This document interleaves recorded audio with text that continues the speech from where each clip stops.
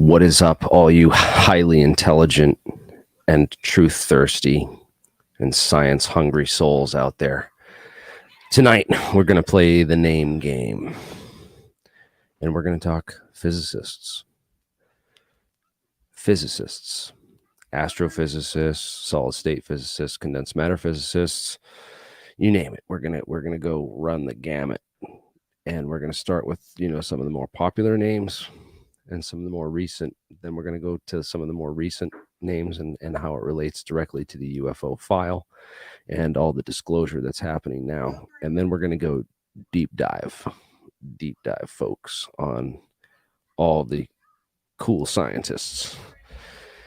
And we'll name some names and talk about some stuff. So, but most people have heard of Neil deGrasse Tyson, right? This guy's pretty famous. He's been on a number of shows, astrophysicist from the Hayden Planetarium down in New York City. Another guy from New York, famous physicist, real famous TV personality, Michio Kaku. Some great papers on, how we can break the limits of space-time, and, lots of interesting theoretical work that he's done on Discovery Channel and Science Channel on, hypotheses about UFO and alien technology that go back, 20 years ago. I was watching this guy growing up, thinking about alien technology and how it might work, reading his books and stuff. Carl Sagan, of course, was the, real famous guy before them as a TV personality that made physics kind of homey and friendly and more open to the average person, because to the average person, when they look at physics, when you start really getting into it, the equations and calculus can be quite overwhelming. So these guys kind of broke it down and made it easy and relatable, and took things like scale and size. In Carl Sagan's book Cosmos, it's just some of the best, well thought out and written descriptions of our universe and the natural history thereof. Another awesome book by a physicist is a guy named Bill Bryson. A brief history of everything, a short history of everything, of nearly everything. Yeah, this book will change your life if you're really a high school student trying to get into science, trying to get into physics, and or college student, and you want some good books to read, or maybe you're a parent, maybe you're and you got a cousin or a nephew or a son or a daughter that's in high school, and you want to get them interested in science. Give them this book. This book will surely introduce them to the whole world that is the scientific world. And where we are now is at this point. It's really an awesome point in history. We're in the age of entanglement. And oh man, Solar Marshall's here, dude. You got to jump in. You guys got to jump in and get some people on here. But I don't want to distract from the topic, though. This is really important. We got to stay focused on the physicists and the names, because some of the real interesting things that have come out, right, is in all this new disclosures that have happened within the scientific realm of defense intelligence reference documents, and all the research that was done as part of these UFO programs is really just awesome. And it's given us a window into some of the stuff. But the thing is that AAWSAP didn't start until 2008. Okay. So we know these programs for a fact. We know that these programs go back earlier than that. So we have these defense intelligence reference documents from 2008. And let me just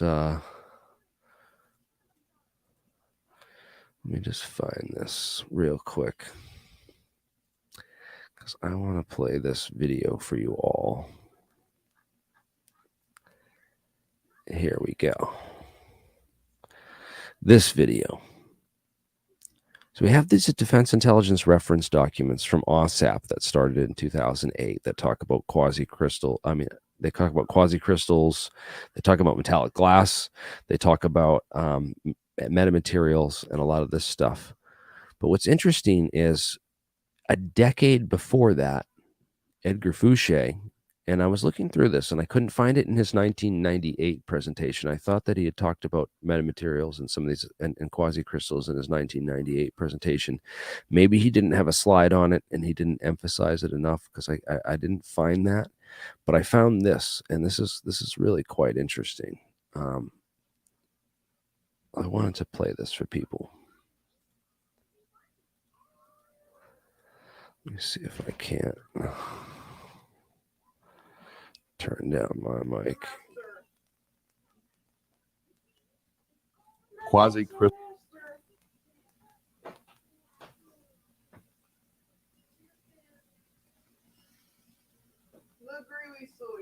Crystal energy lens and EPR quantum receivers. I was told by both Gerald and a couple of people I talked to at Groom that quasicrystals were the key to a whole new field of propulsion and communications technology. Holy crap. To this day, I'd be hard-pressed to explain to you the unique electrical, optical, and physical properties of quasicrystals and why so much of the research is classified. Even the unclassified research is funded by agencies like the Department of Energy and Department of Defense. Why is the U.S. Department of Energy and Ames Laboratory so vigorously pursuing research in quasicrystals? A quote from the DOE.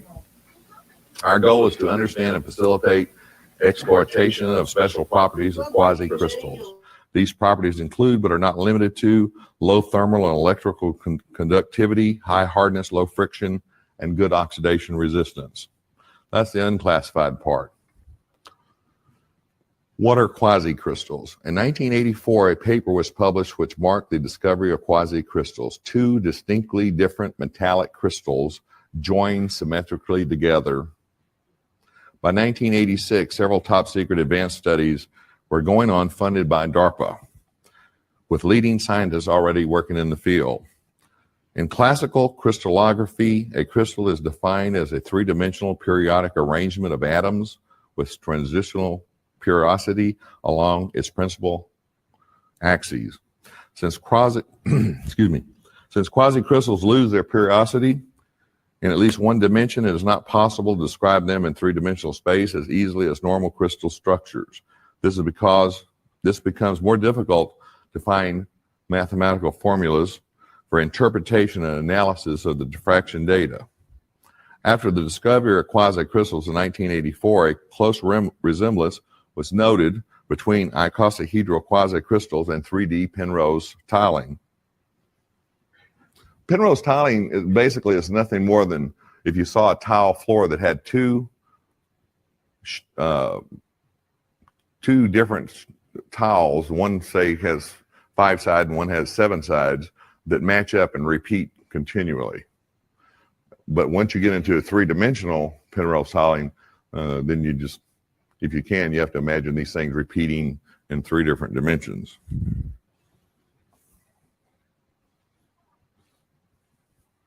The British mathematician Roger Penrose devised a way to cover a plane in a non-periodic fashion using 2 different types of tiles. A simple example of 3D tiling can be seen on this slide.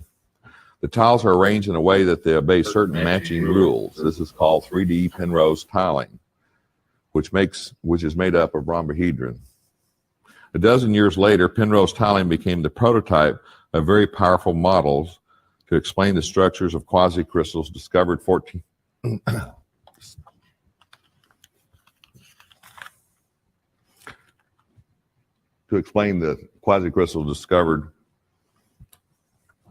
years of quasicrystal research has established the existence of a wealth of stable and metastable quasicrystals with 5, 8, 10, and 12-fold symmetry, with strange structures and interesting properties.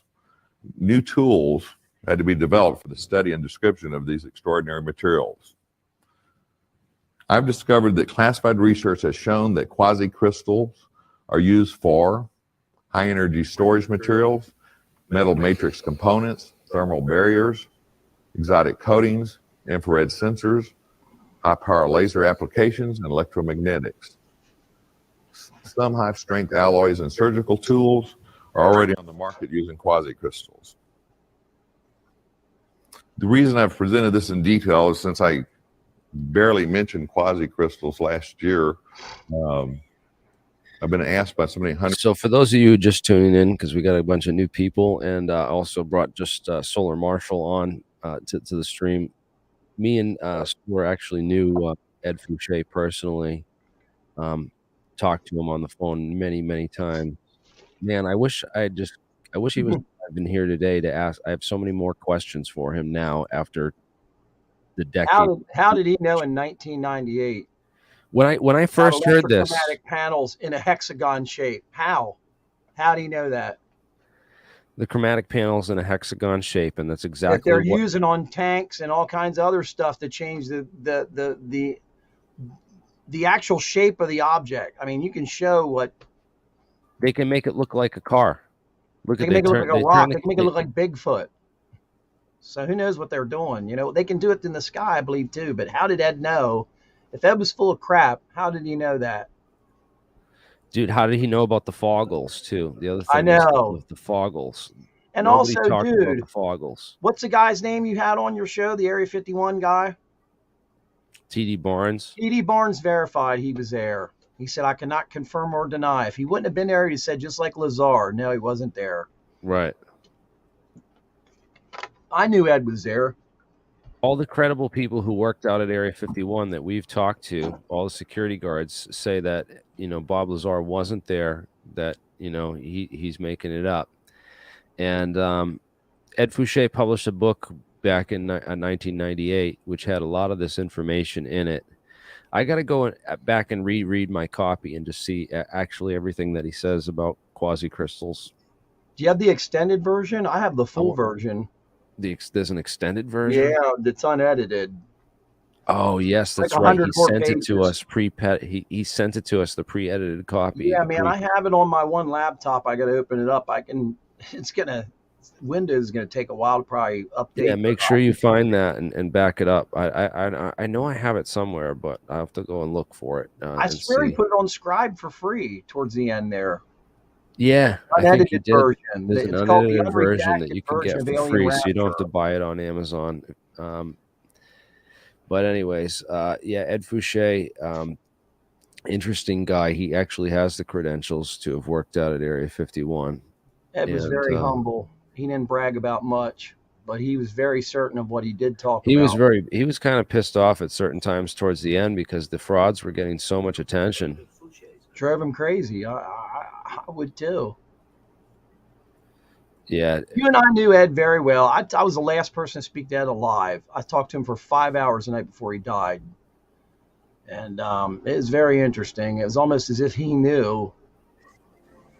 But Ed's credentials as an Air Force avionics specialist do qualify him with the exact sort of background to have been assigned to Area 51.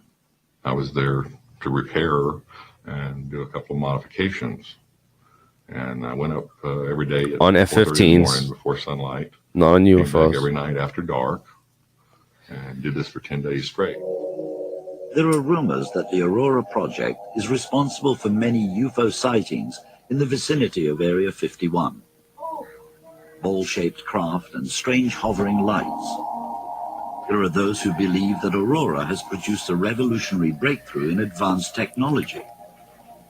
Edgar Fouche thinks he knows what it is. To me, the most fascinating vehicle from the Aurora program has been the TR-3B. It's a triangular-shaped vehicle. It uses a circular accelerator, as you imagine a circle within a triangle, that rotates a mercury-based plasma at 60,000 revolutions per minute, pressurized at 250,000 atmospheres, and supercooled to 150 degrees Kelvin. Jeremy, did we get kicked off? I absolutely believe that all the triangular-shaped. I hope not. Oh, they might have. I hope they didn't kick us off. They might have brought down the stream temporarily for using this content. So I'm gonna pull that off. we're just gonna pull up our stream for now. Hang on a second. I want to say something about that video right there. There's a point in that video where Ed says something very interesting. He says, "I went to area." He's talking about Area 51. He goes, "I caught this, and I talked to Ed about this." He says, "I went up in the morning before sunlight, came back every night after dark. After dark, there's a place called the Defense Advanced Research Center, DARC is the acronym. Dark. Yep, DARC, DARC, real place. He was there. He was going in and out of this place. It had technology. So he dropped that. He dropped that sort of secretly. It was like a tongue-in-cheek type of. Why would someone say I come back every night after dark? That makes no sense unless you're trying to tell somebody something. He was trying to say, "Hey, I was at the DARC facility, the Defense Advanced Research Center." It's crazy. He would drop stuff in there and I'd catch it. He would laugh. He'd be like, "You picked it up." I was like, and that was when we first started talking. I was like, "I want to ask you a couple of questions," because Ed talked about the DARC facility. Remember that? That's when weird. He was questioning at the end of the 1998 IUFOC? Guys are up there questioning him. Okay, so that was the old documentary. If people want to know, that was getting good, and people were like, "Oh, what was that?" So that was an excerpt from a documentary. Riddles of the Sky, Part 2, right? Say it again. Was it Riddles of the Sky Part 2? Riddles of the Sky. I think that was it. Yeah. Yeah, there's a really good TR3B video in the daylight, filmed in the United Kingdom over there. It's awesome. There's a high def version you can find. Like we found it years ago and actually got it from the producers. So we're friendly with those guys and we have permission and rights to actually show that footage. And any footage of Ed Fouche, we have full rights to show. So they cannot legally shut that stream down, just so people know. So what YouTube just did there was, a violation of our rights. One thing interesting too is they ended Ed's entire YouTube channel what was it, Jeremy? About a year after he passed away, I used to check all his stuff out, and every now and then I just click on his videos and make sure everything was all right or whatever. And yeah, man, remember that when they got rid of his YouTube channel for no reason whatsoever? It was just completely gone. And he had a lot of stuff on there he talked about. He would shadow ban. He was one of the first people I'd ever seen that was shadow banned, like big time. Well, he was the real deal. And I don't talk about stuff that's not the real deal. I try to focus my information and my research around, doing quality, digging work and digging through the science for people and breaking it down for people that want to get involved and don't know about this. It's a good thing too. What I want to do is reach out to more college students and high school students, because people aren't interested in science or physics because they don't think there's any future in it, because all this stuff's been classified. All the real research and all the real interesting science has been fucking just hidden from people. It's sorry, I dropped the F-bomb because it just pisses me off so much that so much great information and so much great technology has just been whisked away, and we've been given this crap view of science from these celebrity physicists that everybody knows these people's names, but you don't know names of guys like Lake Marabou, one of my favorite scientists, who headed the he worked for NASA, and first he worked for Rensselaer Polytech as an engineer and technician, and they go to these small technical colleges, these small tech schools, and they recruit out of there often, and they'll start up these little programs like they did with this Star Wars SDI defense initiative, where they had these guys look into using lasers to propel craft, and that's where it started back in the 80s, and it just warped from there. And this guy, Lake Marabou, was the head scientist on that project. So again, you have to know the names of the scientists, and then you can look up what's called their CV or curriculum vitae. Okay, the curriculum vitae are important. Like, this is what they teach you in college, one of the basic things about doing research and writing papers and stuff, and it's super, super important. What's up, Bernard? Thank you for joining and weighing in on these topics as well. So it's good to get a couple people and different perspectives on this. In here, man. But I want to get back to the Ed Fouche thing. I don't want to get too distracted on this, but I want to talk about the science. Curriculum vitae are important, bibliographies are important, and naming these scientists are important. Let's talk about who Gerald was, because if we go back to that Ed Fouche thing, to the you mean Gerald and Harold? Yeah, well, Hal Puthoff. He mentions that Gerald Harold. I think that Gerald Harold was Hal Puthoff, and what's interesting is that we're getting this discussion about AATIP and AAWSAP and all that, right? So AAWSAP. I have to interject. Jeremiah was saying with us the other day, or was it you, that how his name is Puthoff? Like, is that just like a CIA spook alias? Like he's just putting everybody off the real info? Well, that's the thing. The CIA loves to, when they see your name, it's literally becomes your like identity, and they love picking people with certain names for certain tasks and stuff, like just like there were 2 George Bushes during the Kennedy assassination. Love to play games. Just like there's a Jeremy Cowbell now, because they have to take away from the real alien scientist. Just like well, that's the thing. They want to distract from the people that are doing the real research, and that's a kind of slap in my face that they selected someone named Jeremy. Because then there's everyone. The Bin Laden kidney failure stories, where you hear that he had to be on dialysis and was in a hospital in a certain country in 2002 or something like that. That was all put out as counterintelligence, so that when anybody came to them and said, "Hey, we had a Bin Laden sighting," they knew they were lying. If they said, "Yeah, and the dialysis machine was right there with him," they knew right then and there they were lying. They put that information out there to see who's telling the truth. And see, people believed that shit and bought it. And people were lying and running the government saying, "Hey, I want money because I saw this guy over here in Pakistan or wherever." That's how it works, man. That whole UFO game is cluttered with that shit.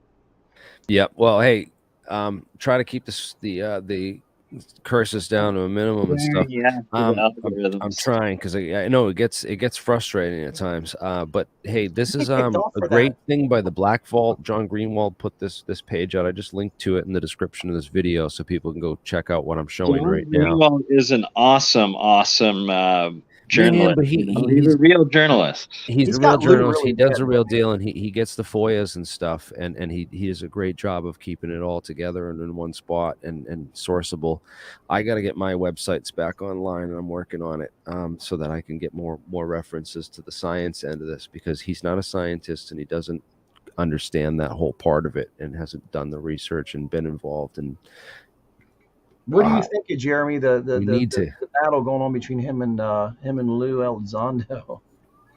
I think it's he seems pissed too. It's kind of petty and manufactured and stuff, and it's kind of a distraction, because they've got John Greenwald. They know how to mislead him and lead him around and stuff, and he knows he has to obey certain rules in order to get in order to do what he's got to do, and because like he blocked me and didn't like my criticisms of him, but over some of the other things, like other conspiracy topics, where I was like, he called me like, "Oh, you're just this truther," and I was just like, well, like you don't have the company documents that I described, and I named the companies, and you search for these. Remember, he got mad at you for nothing.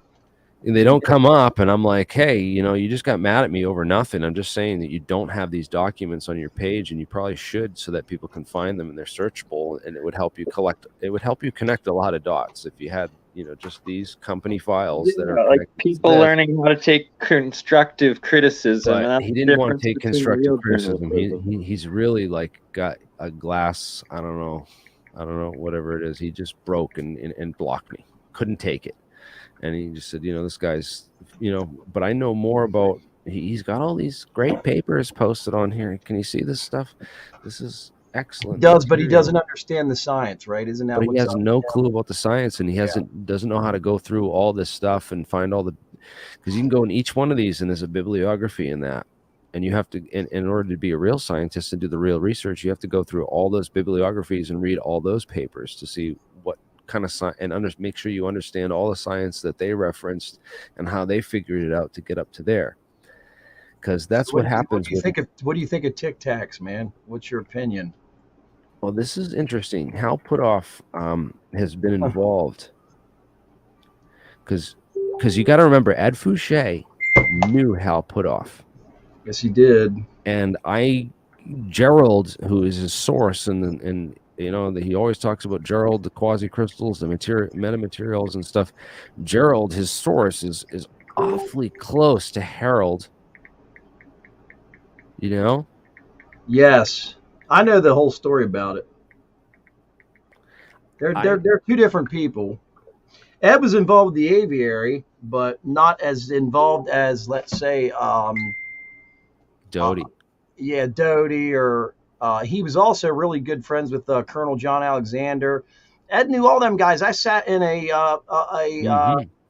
not a Skype session. What was that thing Ed used to run? UFO. It was me, Hal Puthoff, and Ed on UFO one day for a few hours. I never had met the man before, and Ed and him were talking about all kinds of shit. And there goes that S word again. Yeah, Ed knew all those guys. So, you know, before anybody had heard of them. About you know, people know about Bob Lazar too, and I want to talk a quick thing about Bob Lazar. I don't want to get too deep into it, but I just want to point out one thing about Bob is that the element 115. Oh God. Oh God, it's just it's causing more damage in the scientific community than good. And I've now forget. I've gone blank on what the point I was going to make, because I wanted because I got Dan here, and when I get Dan and we go on Bob Lazar. Be careful. You mentioned Bob Lazar, I have to seal my lips. I can't. It's just, It's too much anymore. It's too much. It's too much bull crap out there, man. I think what's interesting is that at the same time there was 2 Site 4s. This is what I wanted to mention. Yes. What I think is the best proof that the Bob Lazar case was Richard Doty involved OSI disinformation, and that it was connected to that UFO TV live episode that aired the year before in 1988, and Richard Doty was Falcon, the leader of the aviary, and he was basically he roped Ed Fouche into that S4 thing too, and the whole he did. Part of the one that convinced Ed that like he should kind of like talk about this more, and Ed retracted that later. Remember, he told us that like he was roped into that by this aviary group. Actually, there was several people at the IUFOC that actually pulled Ed to the side when Ed was going to do his presentation, and we're like, look, this S4 thing, we believe it's at Papoose Lake, and you know, next thing you know, Ed and Bob. They have Ed convinced that Bob's real. Ed didn't even know who Bob was. It's in the 90s. Bob was not known back then at all. So you can go to Site 4 at otherhand.org. This is a good reference. I'll post this in the description of the video so people can check this out, because the S4 thing I think is like the best proof that Bob Lazar is disinformation. He is. And they send him tracks for money that are meaningless. That's how they pay him.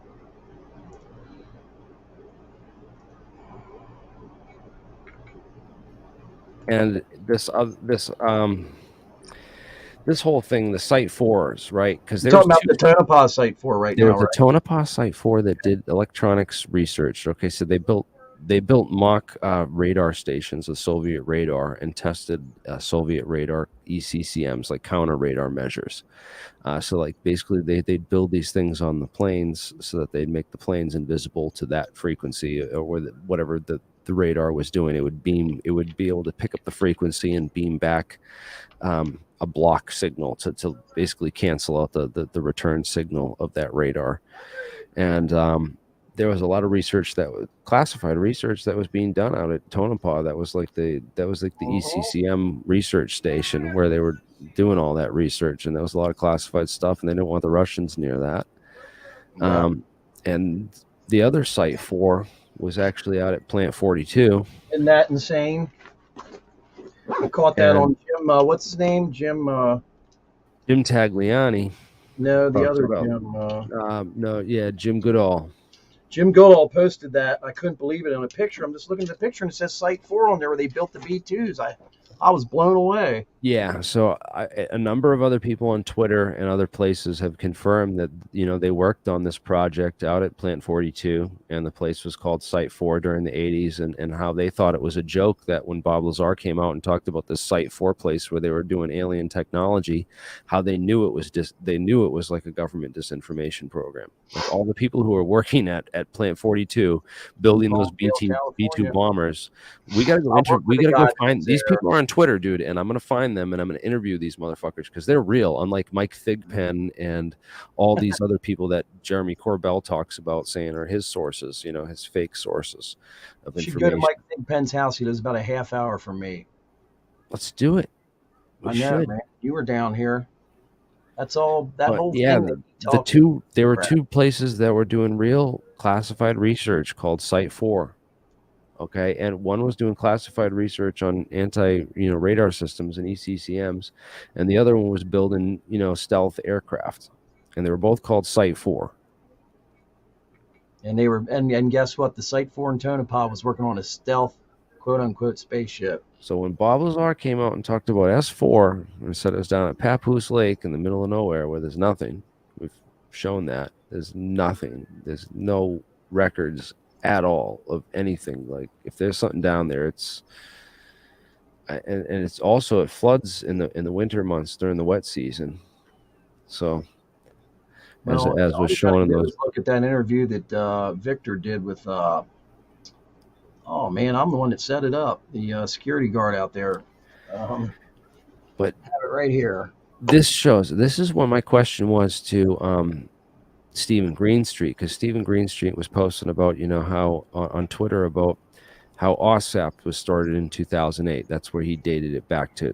AAWSAP actually started in 2008. So that's when they began this whole research project into, you know, free energy, anti-gravity, you know, advanced materials and all 0-point energy, all this stuff. It's in the DR Defense Intelligence Reference documents.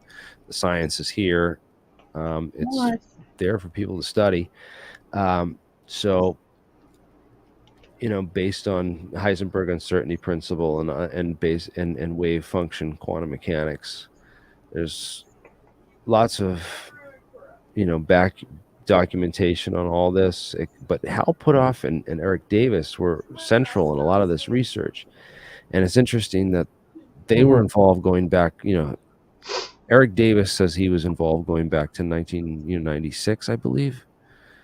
He said Al Puthoff and John Alexander never ever once said that Ed was a fraud. Nope. Never debunked him. Never said one bad word about him ever. Nope. That's key. Just laying that out there. By the way, if Victor's in the crowd from Australia, why is the Fred Dunham interview not up anymore? It says it's not found.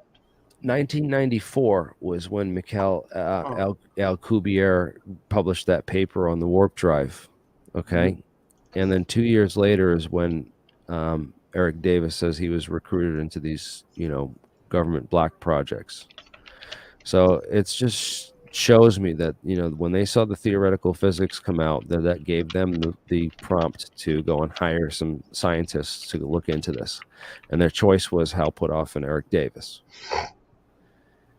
Suspicious who they choose, right? It's like, how do these people always get the contracts or the videos made or the public spotlight? So I challenge any scientist or historian to track this down further than I have, because I'm pulling this all through and breaking this all down for people, where the origins actually are and where it all kind of started. Because it didn't start before here. Hal Puthoff was involved in some other research, and there's an older interview with Hal, which goes back to, you know, Hal Puthoff.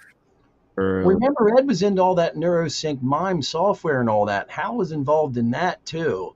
Remember, Ed was involved in all that brain neuro brain stuff. I don't understand the that. neurosync and Yes, the neurosync. Remember that binaural thing? beats and the wave functions on the. And that was all real stuff. It was really used, and Hal Puthoff was involved in that stuff.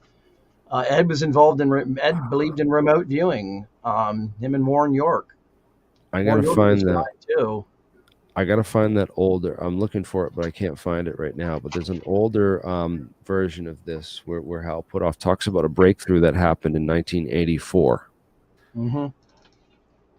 and I've traced this back to some really interesting research because in Stephen Greenstreet's interview with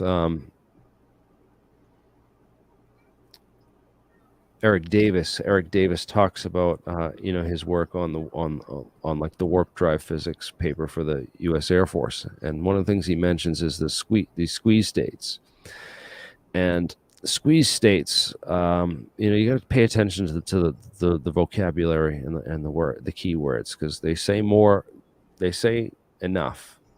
They don't need to say any more to the right people, to the people that are intelligent and can pick this stuff apart, and they don't want to say much more because they don't really want to reveal. I don't know, maybe we shouldn't reveal this information, and I shouldn't be doing this publicly. It should all stay classified, but I think it's for the better option that people know what kind of stuff they should be studying when it comes to these advanced materials, which I believe were reverse engineer. The guy who studied, so Ed Fouche, he mentions this whole scientist that discovered quasicrystals in 1984 and goes back to the paper on all that and mentions it, but he doesn't mention the guy's name. The scientist's name is Daniel Shachtman.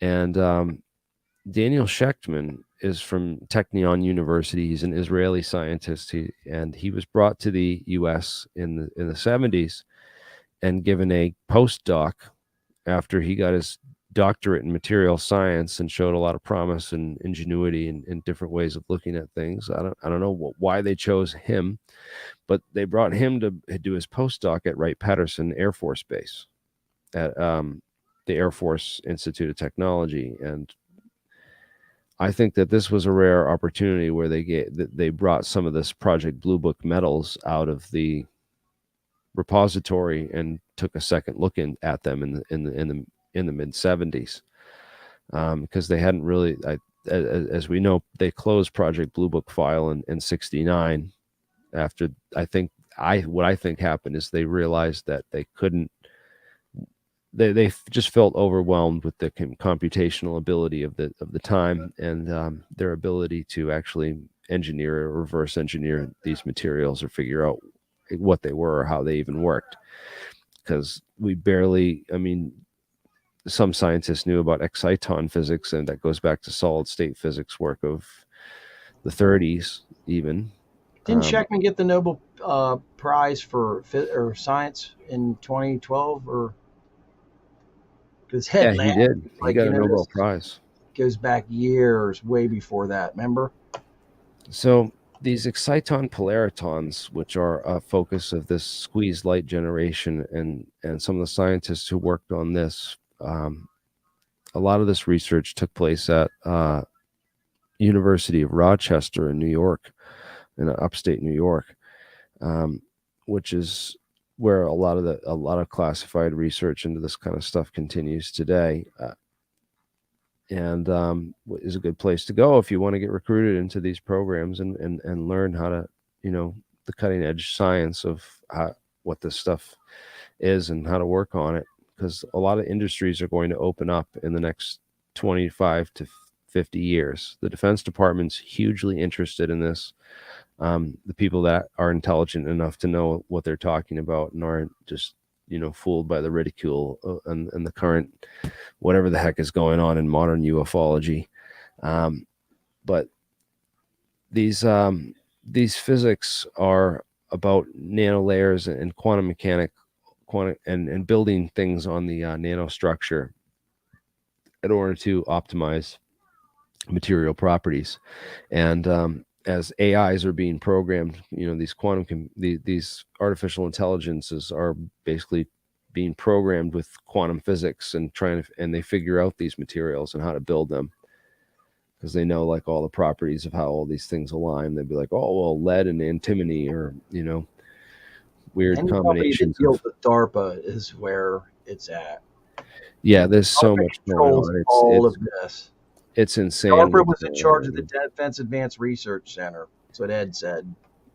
But the Bob Lazar stuff is popular for a reason, and it's put out there as the popular story for a reason. And otherhand.org, this guy exposes it. He's a physicist who, you know, investigated the Bob Lazar stuff. And Jeremy, remember all the stuff made at the Site 4 out in California was tested at Area 51. The B-2 stealth bomber was tested there, right? Yeah. So it confuses everything. If people start talking, they're like, well, hold on a minute. No, you're messed up. This guy, there's a spaceship, 9 hangars, Bob Lazar. Oh, really? That's how they confuse the world. As to what's really going on. Yep. So it's harder with the internet. The internet's made everything. There's not really any secrets out there. It's what's true and what's false. So we're understanding and learning more about how to nano print through macro printing, actually, and a lot of 3D printing is being done in building these metamaterials and metamirrors that can reflect sound in any direction. So these are macro metamaterials. They're physical scale, so they would interact with like microwaves of these wavelengths, you know, these day-to-day wavelengths, which are also incredibly dangerous because they resonate with your body's geometries and can ionize your cells and weird things. So yeah, microwave, you know, not good to microwave your body, but they do work as metamaterials with microwaves. But the smaller the metamaterial works with like higher frequencies of light, you know, up in the spectrum. So the finer the material you can nanoprint, the more interaction it will actually have. And there's a lot of material being done at Duke University. You know, Duke's one of the leaders in metamaterials research and stuff. And they do these sound wave metamaterials, which are really good for modeling and understanding how quantum mechanical light waves will work in with similar printed systems. So Bob Lazar's interesting to get you involved in this, but the real research that went on is much more, I think, interesting once you get into it, because Daniel Shachtman, you know, doing his postdoc at Wright-Patterson and then coming up with this whole idea of quasicrystals, it's just kind of, I want to know more about that. Quasicrystals are just fascinating, hey? Like they're the bridge to higher dimensional energy and matter, from what your research has been saying, hey? Yeah, well, if you want to resonate higher dimensions, you know, a quasicrystal would be a pathway to that. What does it say? What did it say about you, Bernard, there? Asking if I'm ever on the Autodidactic channel, and yes, I am. I remember what an autodidact is. Explain that once. Self-educated is autodidactic, or the definition of it. They're geniuses. So there's another Bernard that I want people to know about. His name is Bernard Haish, and he worked shortly after he was recruited by Lockheed Martin to work on this similar classified research in the late 90s. So, you know, well, the U.S. Air Force DoD was recruiting Hal Puthoff and Eric Davis for, you know, AAWSAP and AATIP. Bernard Haish was recruited by Lockheed Martin Skunk Works to also look into the physics of this. And he wrote several interesting papers alongside Hal Puthoff and another physicist named Alfonso Rueda, who's I believe he's come on AATIP. Who is talking about David Wilcock on here? Man, take that somewhere else. Alfonso Rueda came on AATIP, on APEC before, and he actually defended Bob Lazar and came up with a whole presentation where he supports Bob Lazar. I remember Who that. does? Hal Puthoff? No, Alfonso Rueda. I was going to say Hal Puthoff was one of the first people to call him out. Now he doesn't, because they all were working for the same people. It was a conflict of interest. They were working for the Above the Stars Academy because what's the singer's name, man? The guy from the band Blink-182. What's his freaking name? Right. Remember, Right. his sister's the one that gave Bob Lazar the book contract. So it became a conflict of interest to say that Bob was full of crap. Well, if you were part of To the Stars Academy, which didn't last long now, did it? Yeah, if I'm lucky, by the time I die, I will reach the levels of Bernard Haish's excellent amount of work and research and contribution that he has done to the science faculties, really. Yeah, go watch some of these the God Theory and some of these other presentations that Haish has given, man. They're super interesting. This guy deserves way more, recognition and attention than he gets. Can you play a clip of it? I don't know, man. I don't want to play other content on the channel, dude. I just they freaking YouTube's It's sad how risky it is these days. It's like YouTube based off of sharing. Like what the I don't heck? understand it. What happened to sharing the wealth and the knowledge, man? I just want to share the knowledge. That's all. It's just for if you education share a post purposes. that doesn't have an ad, I think it's okay. Is that what it is? I can't remember anymore. I don't know, dude. But anyways, this entanglement cookie is the key to this business.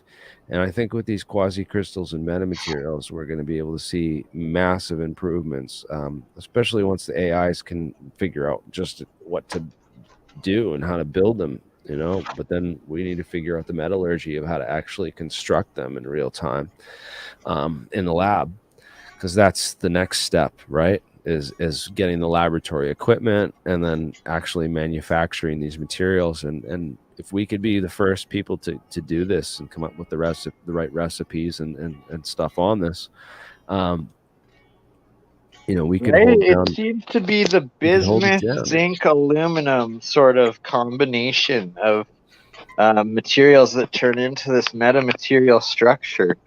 And I really have to start sending off some of the samples from my electrolysis experiments that seem to be making these different crystallized nanolayers and metamaterials out of just very basic raw materials and just a little bit of electricity.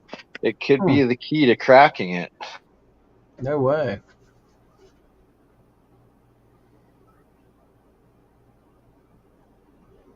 Stranger Things, it's that the upside down that I think is too real, like the parallel universe aspect of multiverse. Like where does the consciousness exist? The dream world, the essential Akashic record, or different cultures use different words for it, but it's like there has to be this other realm of consciousness somewhere. Yeah, there's some interesting theory on that. Well, it all goes into this quantum world of entanglement. Time on the air. It's like this massive quantum bookkeeping through time that takes place. It's like all of time is entangled and encoded through the rest of eternity. Hey Bernard, the Tic Tac sighting over the ocean with David Fravor? I'm pretty so the key to the Kevin entire story Day's APEC interview of that I found really fascinating. Okay, listen to me real quick though. I think the key to the entire story is, why was there a white cross formed over the ocean and it kept bouncing around over that cross? There's something that has something to do with that white cross that was over the ocean, and I think that has to do with heat. And that explains how that thing's there, what it's doing there, everything about it. Let's just, before we get on this, before the hour's up, I don't want to waste people's time that came here for a physics lesson.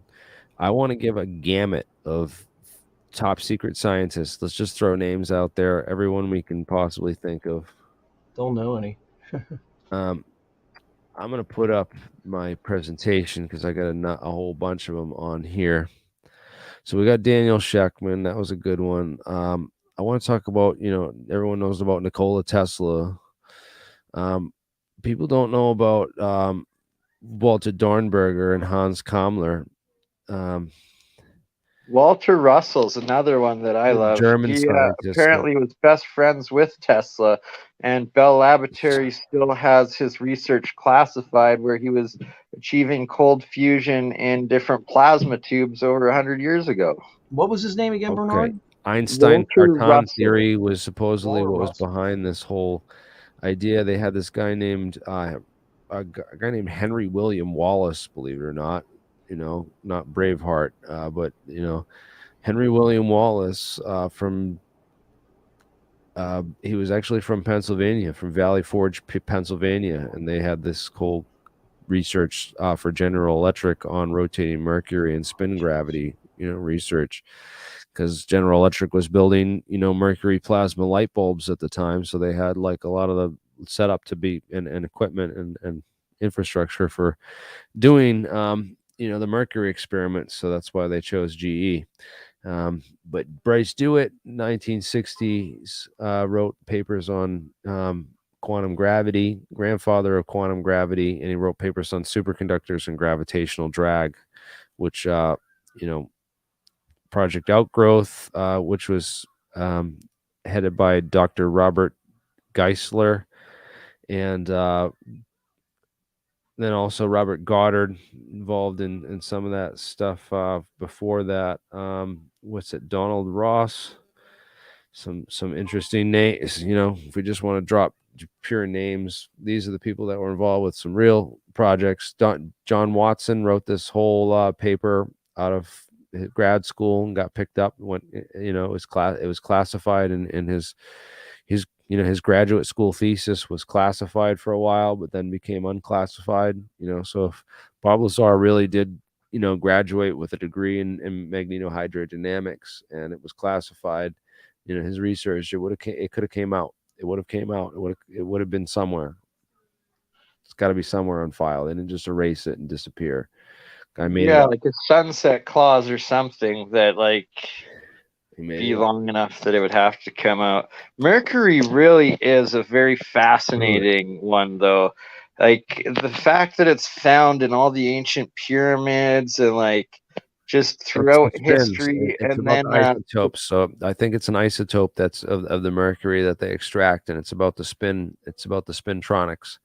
So spintronics was a key element in the AAWSAP literature, and it was one of the key 38 papers of AATIP that they studied. I don't want to get too deep on it, but it's all about the spins, and that's what started it all in 1946 with Edward Mills Purcell, and one of the scientists that started he discovered nuclear magnetic resonance, and that's pretty much what started the whole revolution into this. Felix Bloch and a number of these other scientists who worked on this. John Archibald Wheeler, of course. John Pendry, who Ed Fouche did mention in that earlier clip, but did not mention Daniel Shachtman. And then Thomas Townsend Brown and Bonson at the Bonson Labs. Townsend Brown is excellent work that it was more and more of it's been coming out from the Sunset Clause finally, and that started in 1913 with Rhoda and Farrow started it, before a decade before, and they were working on this research. Is just not well known or talked about or expanded on.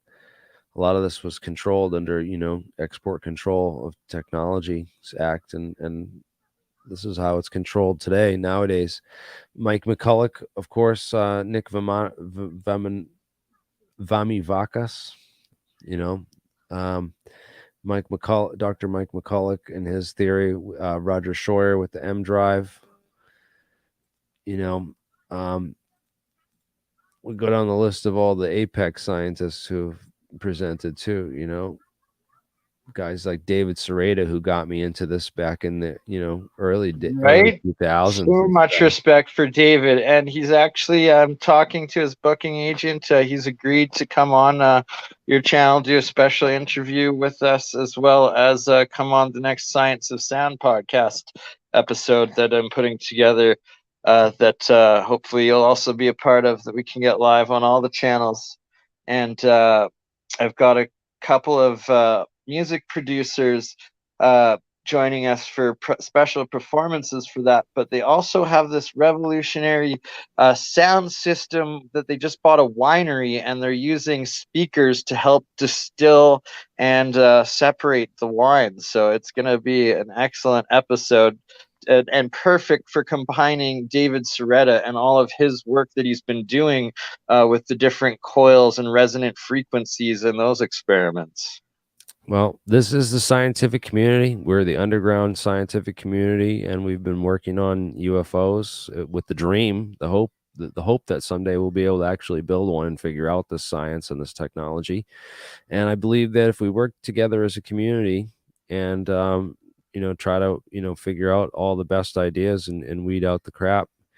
Nathan Inan, great lecture here. Definitely check that one out. Jack Sarfati, all of his stuff. Watch. John Brandenburg, Tony Robertson, Eugene Podkletnov, Paul Murad, no longer with us. Great that we interviewed some of these guys before they left this world. Like the first APEC of all. What was our first APEC? It was our first APEC was Mark McCandlish, who's no longer with us. So we got the chance to get these guys on and put them in front of a team of physicists and engineers to just throw questions at them. You know what I mean? So we got everything that we possibly could intelligence wise and out of these people. This is core intelligence. Right? We're working together. You ain't dealing with like core technical physics. Going. We need to be at the Jetsons level already. It's enough of these stupid rockets and BS stuck on Earth. Like we need to be a society, a civilization that is going to throughout the solar system as well as the universe. It's far too long. Heck yeah, that's the goal. That is the plan. And I want to thank you, Bernard. Thank you, Solar Marshal, for joining in and chiming in. There's a whole bunch of scientists. I even have another video called 20 other scientists other than Bob Lazar who actually have PhDs and are physicists and did classified research. Richard Feynman, one of my favorite ones. He's the guy that got me into this. I was going to say you didn't mention him. That's your favorite. Yeah, I'm trying to think of who else, but yeah, Richard Feynman. I can't think of any. One of the funniest guy. Read his books if you want a book to. That's actually the book that got me when I read Richard Feynman's autobiography. That was the book. Jeremy, what did he do that was illegal or something? Or what did he do? What's he famous for? I can't remember. So a number of things. He used to crack safes. So he went and got books on safe cracking and learned how to crack safes. So he used to just hack all the secrets at Los Alamos, and then he'd go and steal intelligence at Los Alamos and then bring it down to the security desk and office and be like, hey, you guys might want to do a better job of keeping these are our nation's secrets, and you might want to do a better job. Yeah, and so they loved him at the base because he exposed all these security flaws and helped them like establish better security at the base. Style. Because he was just like, dude, if I was a spy, you guys would be fucking done. Like so done. You know what I mean? What else did he do? There was something else he was very famous for. I can't remember, man. What is it? Feynman here. Yeah, Richard Feynman. He won the Nobel Prize in quantum electrodynamics. That's what he's most famous for, of course. And he was recruited out of MIT at age 18. Oh, that's right. His schooling was compared to Lazar's because he was recruited out of MIT, right? Just like Lazar. Well, he had already known. That's what it was. He already had like a college graduate level education as a freshman when he went in. So they were just like, this guy doesn't need to be here. It's more beneficial that he continue his PhD remotely. He graduated with his undergraduate degree at MIT and went for his PhD at Princeton. So he and he So it studied is under. possible to be recruited. And do you know who Richard Feynman's PhD advisor was? Who? John Archibald Wheeler. That's interesting. Go figure. Yeah, so QED is the theory of how light interacts. It's based on these with matter. It's based on this path integral formalism, and he's real famous for Feynman diagrams, which are these diagrams which simplify the path integral notation, and how to set up the basic, computational. So each one of these things is like a part of the mathematical quantum function. So I can never understand that. Sorry. Yeah. That shit's way beyond me. That's how he figured it out. He back engineered it from Maxwell's equations and relativity and Dirac field theory, quantum field theory. It's backwards. It's good stuff. But if you want to get deeper into it, a good physicist to look up, who I think we haven't mentioned yet, is David Chester. John Hutchison, somebody mentioned. What's going on with him? Is he still around? Or I've been talking to Hutchinson, and Bob Grenier has been doing a lot of work verifying under the microscope the different effects of Hutchinson's experiments. So, although he legit, it seems that at least some of his work is legit. Yeah. I won't speak for all of it, but Bob Grenier has done a lot of work in verifying a decent amount of it. I heard that his apartment is just filled with the old electronics equipment from the very front to the very back, and they're surprised that the floor didn't cave in because of how heavy it is. Did you ever hear about that? Yeah, he's actually moved, and he's been setting up. He's got an acreage now and a giant warehouse that he's been setting everything up. And he uses a lot of old Navy radars, the sonars and stuff. So it's high energy stuff he's using. So just that alone, it's quite possible that he is getting some real effects, and it seems like there actually is proof now to support it. That's really interesting to hear. What I don't like about John Hutchison is that he says he did everything by feel, and that he couldn't really describe, which frequencies to use or an active science for how to achieve these effects. So. Yeah, right. I agree with that. So when he did his APEC, though, I was talking with his wife Nancy, and they did describe the method that they use to be able to measure the resonant frequencies of specific elements. And I'm really hoping and waiting that he does come on a stream with us to be able to explain it further, at which point I think that will really verify whether he knows what he's doing or if it's just all random coincidence and chance. I always found the way the metal was torn apart, like the fingers it left went from one piece to the next. It was impossible to replicate that. It was almost if those are the samples that Bob Grenier has been looking at now and putting under the microscope and verifying the different EVOs that appear in those metal all the samples. work that's going on in cold fusion right now. I got some other cold fusion scientists who I went to an IAP course on cold fusion at MIT, put on by. I remember that 2 years ago, right? Sorry, why am I having trouble remembering the guy's name? So, Peter Hagelstein. So you think cold fusion's legit, right, Jeremy? Yeah, I think there's a lot more we don't know about it. I think that's I think that's what UFOs use for their power, actually, for their propulsion systems. And then I really think that it's legit. Mitchell Schwartz.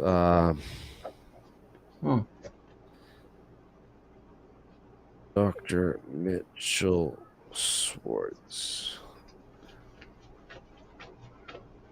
And he is Dr. Mitchell Schwartz. Why do I know that name? Dr. Mitchell Schwartz. This guy right here. And he's an MIT cold fusion researcher. Doing so, I gotta get him on for an interview soon. I've talked to him recently. Right. So another word for cold fusion that's like the real term in science is LENR, low energy nuclear reactions. Yeah, or it's kind of the LANR. code word that they use to get by, so they don't have to really admit that it's real, or structured lattice. Or the U.S. Navy has Crazy. used the term LANR, which is lattice-assisted nuclear reaction. That's Dr. Larry Forsley. He's the Spey-War scientist who did some work on cold fusion. He investigated Larry Forsley. That's a term I haven't heard in a while. Spey-War. Go to the livingmoon.com, man. There's tons of stuff on Spey-War over there. Yeah, Spey-War is Ron Schmidt, AK's Oregon. Let's mention some organizations of scientists too. So like Spey-War is a good one. Jason Group, right? You know about the Jason Group, right? Mm-hmm. Jason Advisory Group. Have you guys heard of that before? It was a team of the elite scientists that would advise the Department of Energy and U.S. intelligence community on all scientific matters. That's key. Very key. Very, very, very, very, very key. Did you ever know anybody that worked in the Jason Group? Oh, we should interview some of those guys, dude. That'd be great. There's basically, that was shut down under Dick Cheney too. So guys, we're gonna shut down the stream, the live stream. It's just going on. I don't want to keep it going on past an hour. People just don't have the appetite. When they see it, they get overwhelmed. And it is overwhelming, man. This is like stuff that takes a lifetime to learn sometimes if you really want. We gotta do a show about Ed one night. I'm getting a lot of messages from people want to hear. Dude, Ed was the real deal, and I'm glad we had a chance to talk to him about him tonight, because I want to explore that a little more too at a later date. Because how about we set a date up and put like out a 2-week notice, be like, we're going to talk about Ed. Maybe I'll get Woody or somebody to come on. Ed knew about the hexagon panels for the the stealth technology that was being developed. He knew about the foggles. He knew about so much stuff in these metamaterials and quasicrystals. That's the weird thing is how do we know about that? And obviously, what did AATIP? Couldn't predict that like an element. So everyone's like, oh well, what was AATIP before? What was the group before AATIP in 2008? Obviously, this stuff didn't start in 2008. No. Well, look at how Puthoff's career. He was the head scientist on a lot of this stuff. So tracing back his career is going to be key to finding out, a lot of other stuff. And when you trace back, Puthoff's career, you find a lot of these other scientists that were involved with Puthoff. John Alexander, who headed that program, and then Jack Sarfati and some of these other guys. This is the lecture. These guys are all involved with NIDS too. If you can find this lecture on here, that's the one where he talks about the breakthrough that happened in 1984, which I believe is related to those squeezed states of light, because that's the biggest breakthrough that happened. That was when they first discovered that. That's the only scientific, just big discovery that is related to anything involved with this that happened. Bigelow's got his hands involved in all that stuff too. Oh, absolutely. He researched Bigelow, it all get NIDS, all that stuff. AATIP, BAASS, AAWSAP. What's going on with Bigelow? They shut down. It's weird, man. He shut down during the pandemic. NASA gave him contracts, I think closed him up. He had to shut his mouth after that. Yeah, I think they screwed him. They had his main business or something. Yeah, that whole thing with NASA, he really messed up.